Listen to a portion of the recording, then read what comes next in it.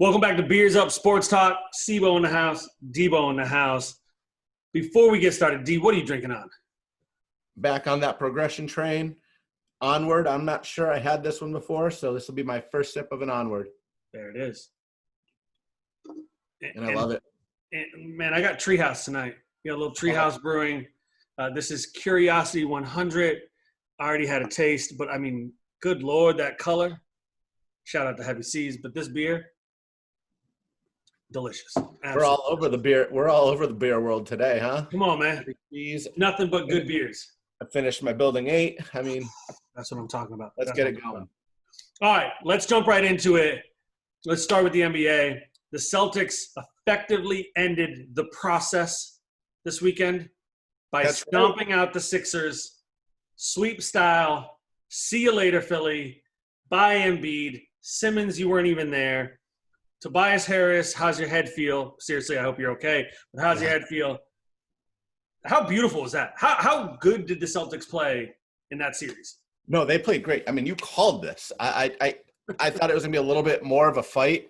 Wow.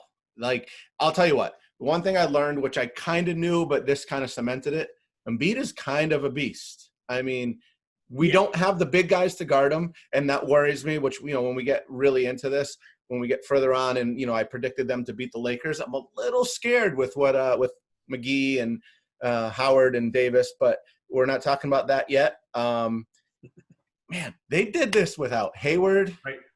Right.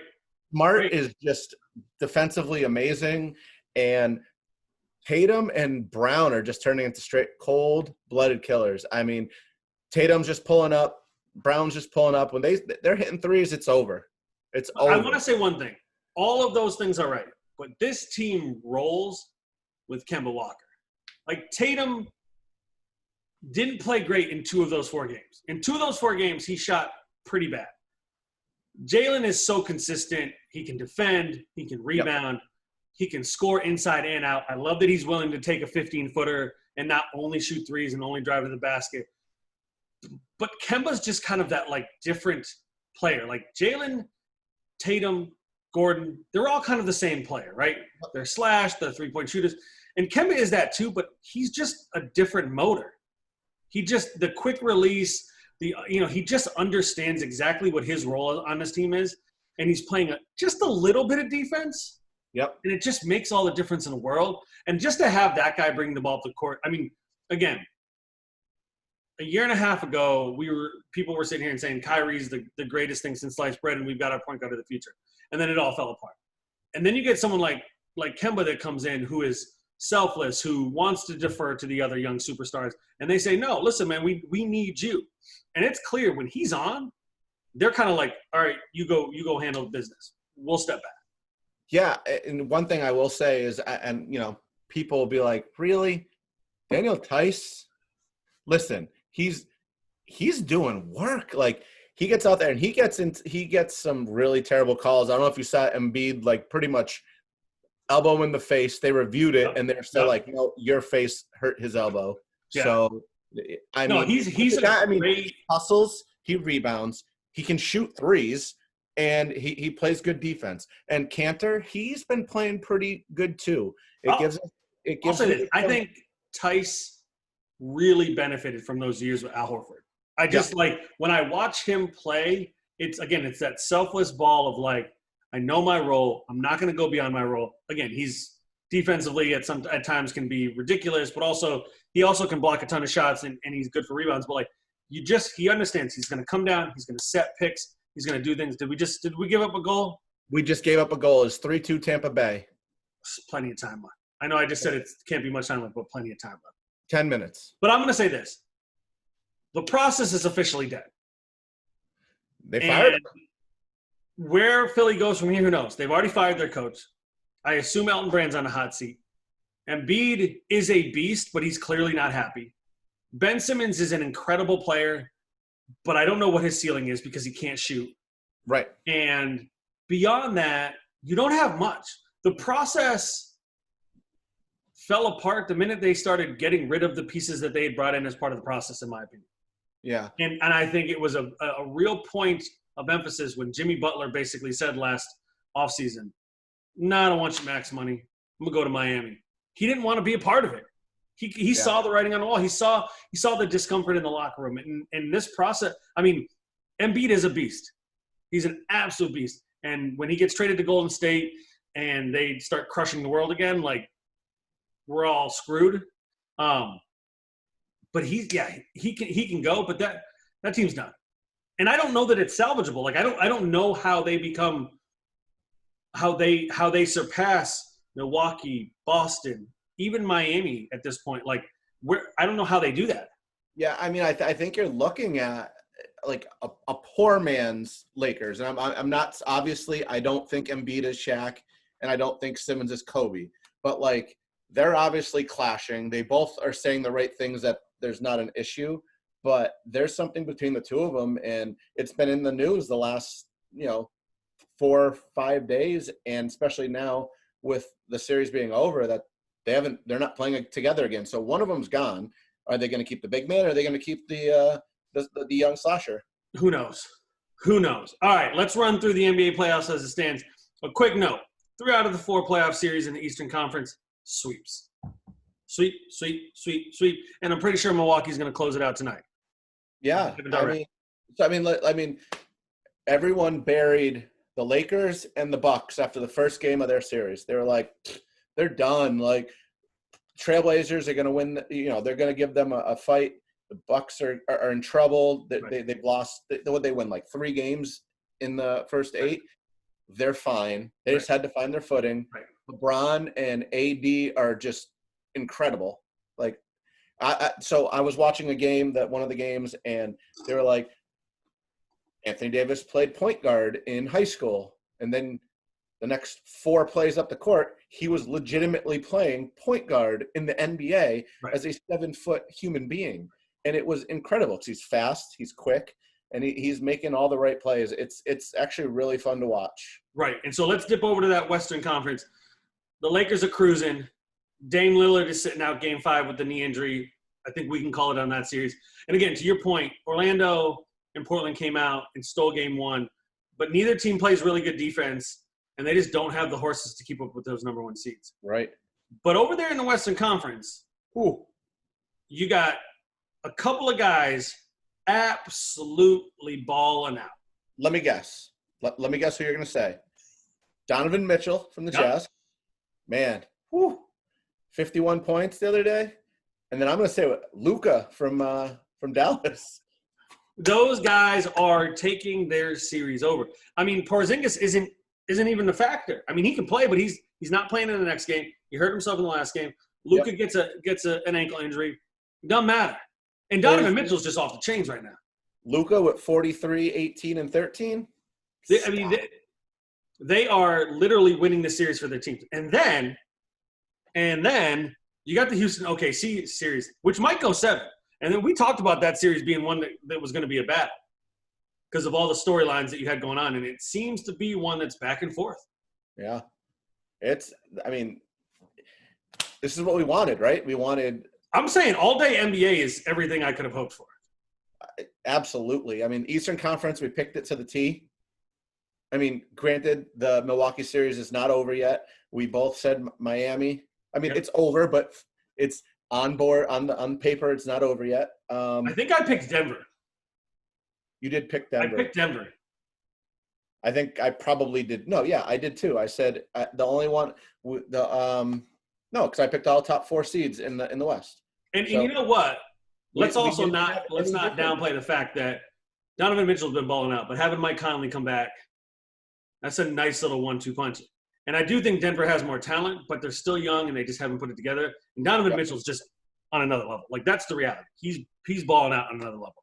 Yeah, I mean, let's see what happens. I mean, I'm sure you saw his tweet today talking about Jake Blake and getting shot and saying that, why are we playing games? There's a lot more important things, and you wonder how that's going to play. And, I'm sure we'll talk about that a little bit at the end, but, there's a lot going on in the world, but it's good to see some basketball. And D. Mitchell, hopefully he plays for them and plays for Jake and the rest of the everything that's going on. Right. No, totally. All right. Let's switch gears to the sport that you've got going on in front of you, the NHL. I want to talk a little bit about the Bruins real quick. They disposed of the Hurricanes in just a beast-like fashion. I thought so. Down 2-0 the last time we podcasted in the game, down 0-2. Yes. Went on to put up 4 in the third period and never looked back. Yep. Then they come out, first game against Tampa Bay after a couple of days off. And, you know, as I was watching the game, talking about Tampa Bay, you know, controlling the play, Boston looked good. They looked really good. Really good. They're like, and I just keep thinking, like, having Pasta back and having Halak, he's clearly up for the challenge. Yep. Like, he's there. And so, like, the goals he let in game one, they were legit goals. It wasn't like a leaker. Like, maybe 2 of the 3 goals he let up tonight so far. I'm sure you'll see him in the highlights. One kind of dribbled in. Yeah. And one was like one guy dove passing and the guy that shot it dove to shoot it. And it was just like he misplayed it. Yeah. And, it's going to happen. He had it. I think he had 23 or 25 starts this season. Yeah. And, he's I don't want to say he's inexperienced, but he's not Tuukka Rask. He's not. Well, but he's 35. He's been around for a while, right? He's not a young guy who's going to be overwhelmed by the moment, and it's not like he hasn't played in big games before. But and back to you said Pasta, man. He's the real deal. Like the pass that he had on their second goal tonight. I don't know if you saw it. It was perfectly placed to Marchand, and he just put it right in the net. He's strong with his stick. He can poke check with the best of them. And it's a little homer, but if they're on top of their game, there's not a team in the East that can beat them. I agree. And I think having Pasta back and healthy makes them so dynamic. I mean, they've already got a ton of talent. Bergeron and Marchand and all of these guys all the way down the roster, they're really good. But when you have a dynamic guy like that that can literally take over the game offensively, it just makes all the changes, all the difference in the world. And hopefully they get a third goal, they tie it, and keep it going. Yeah, I mean, this is going to be their test of the East, is Tampa Bay. Yeah. All right, let's shift gears to the NFL. As teams train, get prepared, test positive for COVID, don't test positive for COVID. Some news out of Baltimore today. Earl Thomas, the all-pro safety, one of the best to ever do it at the safety position, who signed a 4-year, $55 million contract last year. 3-3. I don't want to say I called it, but I called it. 3-3, boys and girls. Sorry about that. No. Let's get back to Earl Thomas, though. 4 years, $55 million he signs with the Ravens last year. He plays the year. There's some grumbling. The offseason comes about. What's up?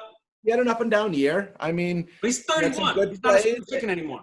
Right. I mean, yeah. I mean, you can't run your mouth about saying we're not afraid of Derrick Henry and then get stiff armed, turned around, and thrown to the ground. But it sounds like he had some problems. Sounds like the veterans just didn't want to deal with him. Yeah. Baltimore's a team that's good enough to win the Super Bowl if things fall the right way.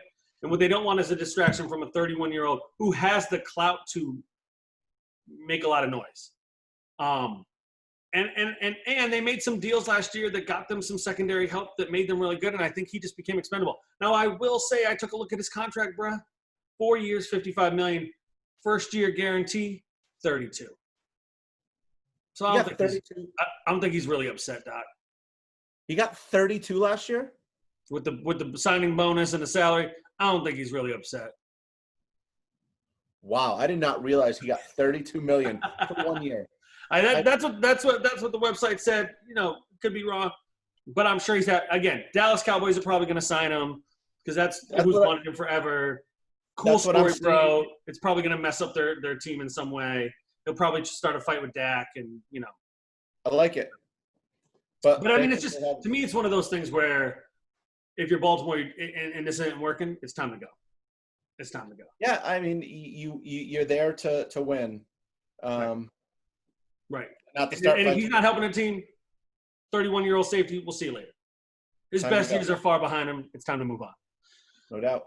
Now, time to move on. We're going to head to the Major League Baseball season that has progressed so far. We're almost at the halfway point. We're going to dive into our projections next week, look at our over-under, see how we did. I know I'm probably 32 for 32, whatever it may be. But what we wanted to do is spend a little time digging into some of the surprises of the early MLB season. So we'll go back and forth. But, D, hit me with one of your surprises. Tell me what you got. Well, you say we're about halfway. Like, some teams are more than 30 games in, and some teams are like, 10 games, 12 games in? Right. No.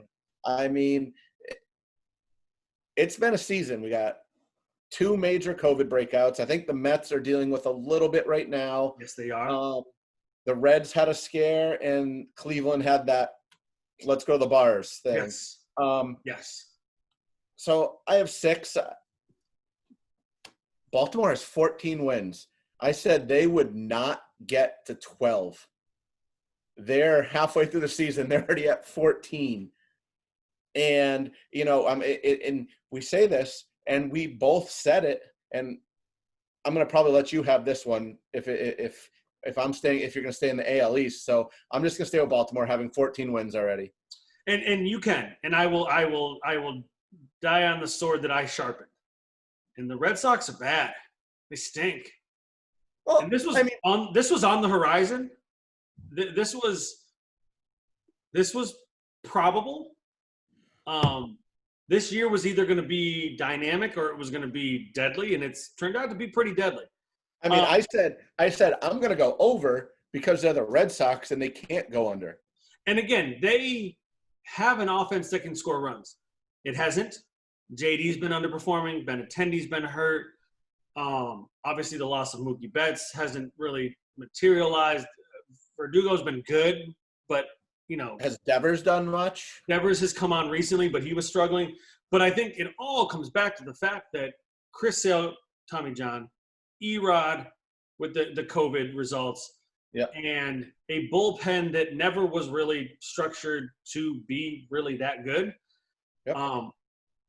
Yep. We're bad, Doc. And here's the thing. You mentioned Baltimore having 14 wins. I think of a team like Baltimore. They are, and I have no problem saying this, and call me a homer, call me what you will. They are 100% overachieving. And if I was a Baltimore fan right now, I'd be pissed. They're not going to make the playoffs. And all this is going to do is mess up a draft pick for them next year. The Red Sox are about to get a top 3-4 draft pick right now. Now, again, in Major League Baseball. There's no, unless what do you think they're going to trade JD Martinez? No, but that's my point. Here's my point. This is a team that is going to reload next year, right? You're going to get Chris Sale back with a bionic arm. You're going to get Erod back healthy. You've got what's his face, and I can't even think of his name. Nate. What the hell is his name? Evaldi. There it is, Evaldi. You got Evaldi, who's kind of got his shit together. Yeah, I mean, he's a good 3.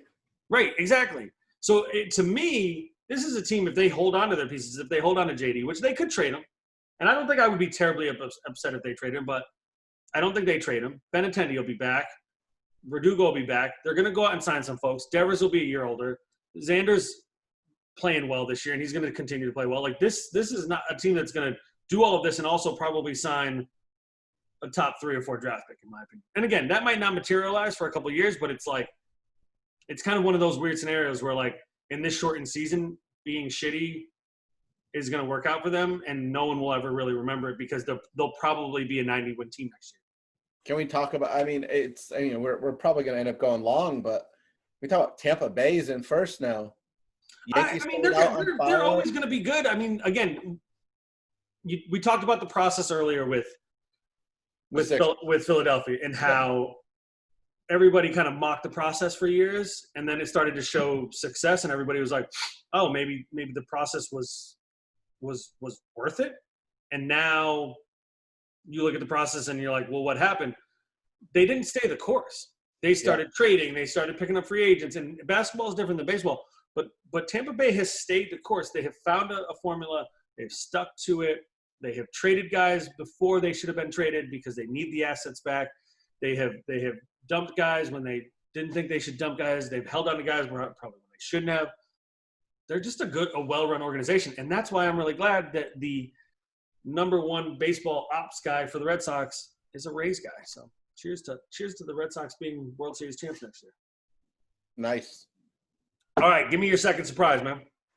I mean, I'm just kind of going to go in order. You know what my surprise is? That you and I in the Central, I took the Twins with the the Chicago White Sox, fighting for the wild card. You took the Twins and the Indians fighting for the wild. And they are tied, brother. They are tied. Tied for second, 2.5 back of the Twins. I think us hitting that pretty much on the tee through half the season is pretty surprising. I mean, it shows how good we are at this. I mean, forget what happened in the AL East. Don't even worry about it. And you know what's funny is Nomar Mazara, whom I picked as my standout player from the Central.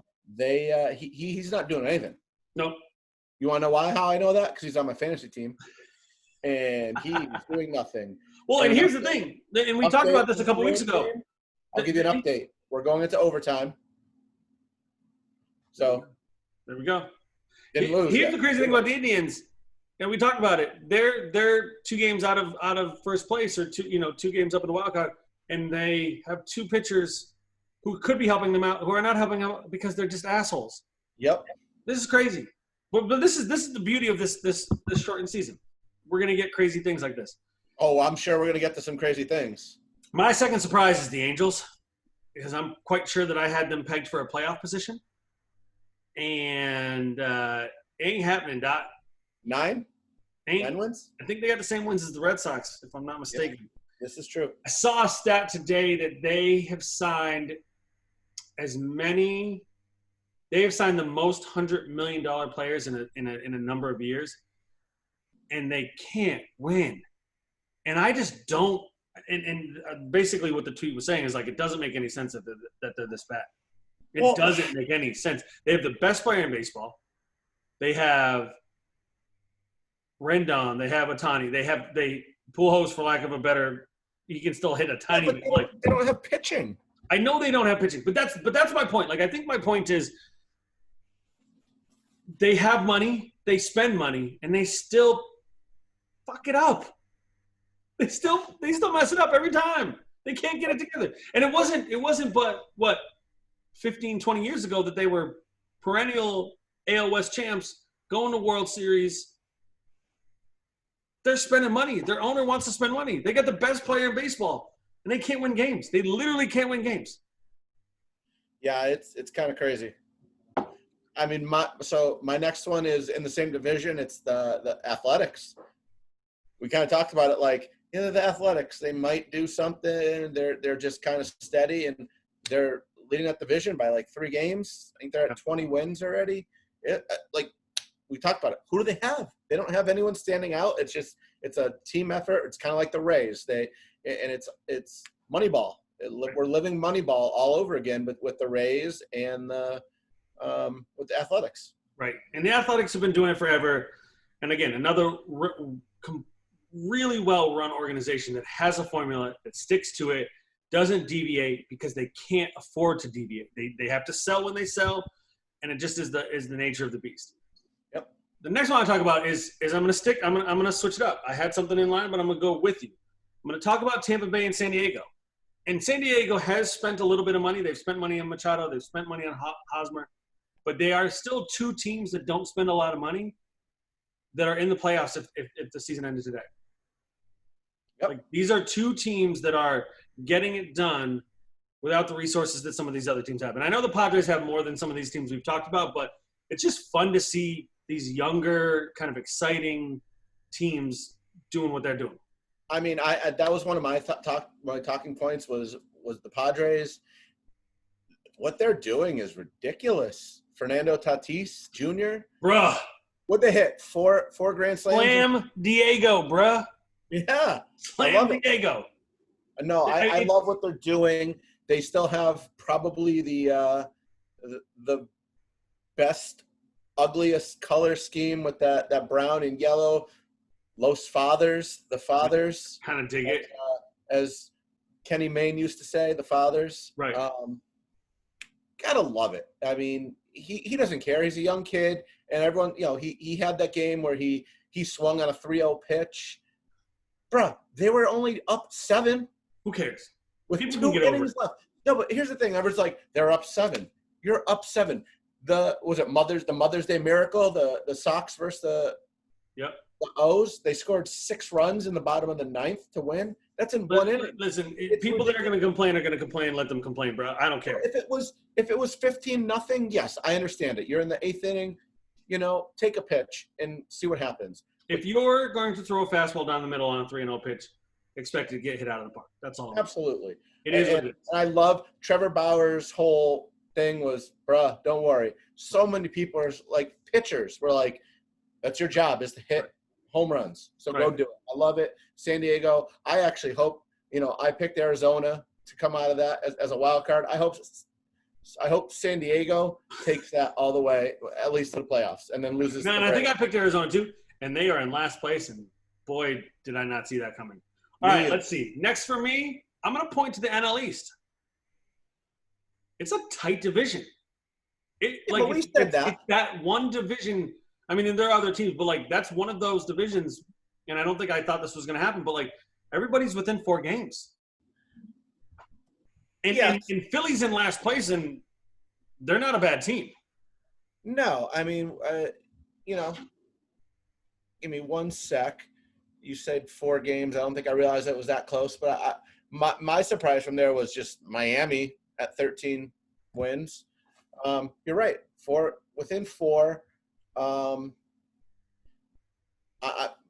I love that Atlanta's got no pitching at this point.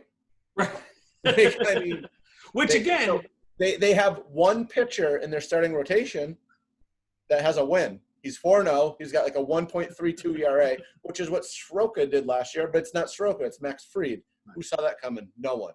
I expected Newcomb to be the guy that stepped up, but he hasn't. He's got a 6.5 ERA. Not great. They're just plug and play, and they just signed a guy, brought him up today. Ian Anderson, he was supposed to start against the Yankees. Didn't happen because of the postponement, but it is a tight division. And Atlanta kind of let it slip with how bad everyone was playing. They've played good within the division, but they haven't played good outside of it. So we'll see what happens. The next one I got is our pick for the NL MVP. Oh yeah, Christian Yelich. Yeah, an ice cold 198. It's gonna get better, but good Lord, that's not great. And it's one of those things that it's a shortened season, so we're halfway through the season and the guy's batting 198, and you're like, I mean, even Mike Trout batting 260. It's just one of those things that's just weird. And then and kind of in the same vein, my main man Juan Soto, who's basically my super crush, is batting 400. That guy's incredible. I love that guy. Fantasy wise and just in person, because every time he hits the ball, it goes 1,000,000 feet. I mean, and like we've all said, if Yelich isn't doing it, the Brewers are not going to do it. Right. And that's exactly what's happening. I mean, they're third in the division, right at 500. I think it's the Cubs started out slamming. Then they kind of stepped back a little bit, and everyone, they're 4 or 5 games above 500, and everyone else is right at 500. Right. Except for the Pirates, who are pretty terrible too. Right. And this is my last one, and I'm calling it. I'm just going to say this. The injuries in this shortened season, I think we may have mentioned it somewhere back in our conversation, but the injuries have been absolutely crippling to some of these teams. And there have been so many more injuries in this season versus the past seasons. It really, I think, is going to have an impact, especially with how short the season is. And I just, we talked about the NL East. I think about Strasburg. I think about a lot of these other players that have gone down, like Benintendi. Not that the Red Sox are going to be any better, but losing your starting left fielder and basically saying we don't know when he's going to be back in a 60-game season basically means he's not coming back. Right? Much, the Padres lose Kirby Yates for the season. Strasburg is out for the season. All these guys, that injury bug, it's, you go down for a month.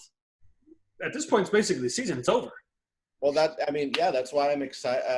I'm excited Atlanta treaded water, and now Acuna's back, and, Markakis went out, but I think they're in good spot. You haven't seen many injuries out of the Cubs or the Dodgers. Right. And that's why they're leading division. The ones that are leading divisions have been healthy, except for the Braves. But they've been the rest of the able to division kind has of had problems. Again, we're talking about COVID with Miami. We're talking about COVID with the Mets. Talking about Strasburg being out. Right. And so Soto started late to the season. Right. And, the Phillies are just underachieving. Yeah. No, totally. Absolutely. All right, man. Last call time. Woo. What you got? All right. I don't know where to go here. I picked two. I'm going to go with Usain Bolt. Hey, bro. Usain Bolt. Let's have a huge party. No one has to wear masks, right? You heard about this? No.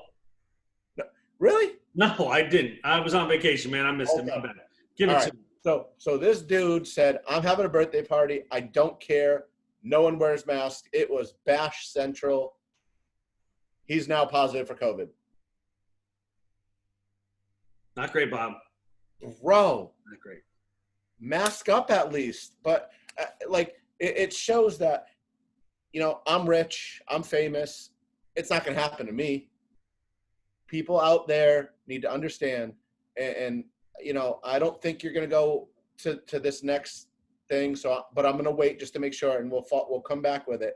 But people think that they can get that they're invincible, and this won't happen to them. And because of that, we are still dealing with having to make schooling decisions. We're having to make work decisions, all these things that shouldn't happen, and we should be done with this. If not done, we should be on the way down, and it's getting frustrating because people and I'm going to throw it out there, Usain Bolt's out there having birthday bashes because he wants to live his life, and now he's got the COVID. Well, and the reality is, you kind of mentioned this with the money. He has the ability to spend money to take care of himself if he does get sick, which a lot of people out there just don't have access to those things. But how many of those people how many of those people that went to that party, I mean, granted, most of his friends probably have a little money, and the people that went there, but not everyone is as rich as he is. He better be taking care of anyone that comes out positive from there, since he decided, no, don't wear masks. No, I'm with you. I'm sorry, this stuff fires me up because I'm just trying. I want to go to a bar. I want to go to a game. I want to go to a movie. I want to go to the mall. I understand the mall's open, but I'm not stupid enough to go there. I'll just do my shopping online. But it's getting frustrating that people are doing the right things and other people are like, nah, I'm good. I'm invincible, or it's not a big deal. It's the American dream, brother. I'm going to stay kind of in the same world. I want to talk a little bit about college campuses opening over the last couple of weeks, college campuses closing over the last couple of weeks, and the breakouts, the outbreaks that are happening. I just read last night, over 500 positive tests at the University of Alabama. UNC has flip-flopped. Notre Dame has flip-flopped. I want to say one thing.